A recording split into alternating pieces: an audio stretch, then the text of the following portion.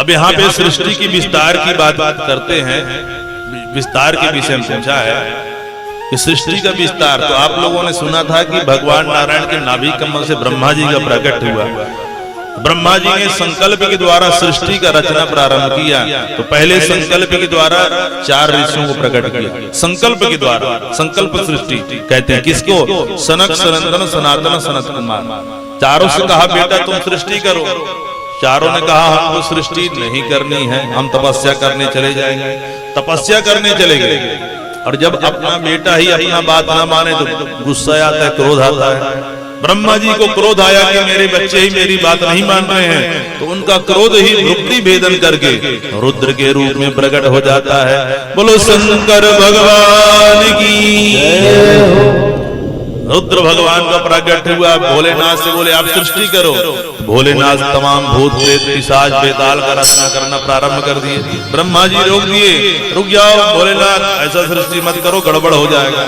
भूत प्रेतों की सृष्टि हमको ज्यादा नहीं करनी है, जितना कर दिए तो कर दिए।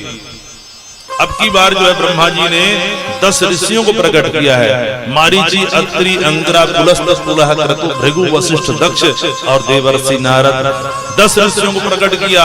अपनी वाणी से सरस्वती को प्रकट किया, छाया से कर्दम मुनि को प्रकट किया और अपने वाम और दक्षिण अंग से क्रम से मनु और शत्रुपा को प्रकट किया। और मनु शत्रुपा के द्वारा ही मैथुन सृष्टि का प्रारंभ होता है। हम लोग सभी मनु के संतान हैं, इसलिए हम लोग मानव कहलाते हैं। अब जो भैया अपने आप को मानो न कहे किसकी संतान है वो जाने। बोलिए राधे राधे। सबसे पहले मनु महाराज के जो है 5 संतानें होती हैं, 3 कन्या 2 पुत्र। कन्या के नाम है आकुति, देवहूति, प्रसूति और पुत्र के नाम है प्रिव्रत और उत्तानपाद। आगे सृष्टि करनी थी लेकिन मनु महाराज ने ब्रह्मा जी से कहा सृष्टि करनी है, लेकिन हिरण्याक्ष नाम का दैत्य पृथ्वी को ही हरण करके जो है ले गया है। ब्रह्मा जी ने ध्यान लगाया और जैसे ध्यान लगाया छींक आती है जोर से, नासिका छिद्र से ही बारह भगवान का प्रकट हो जाता है। बोलो बारह भगवान की।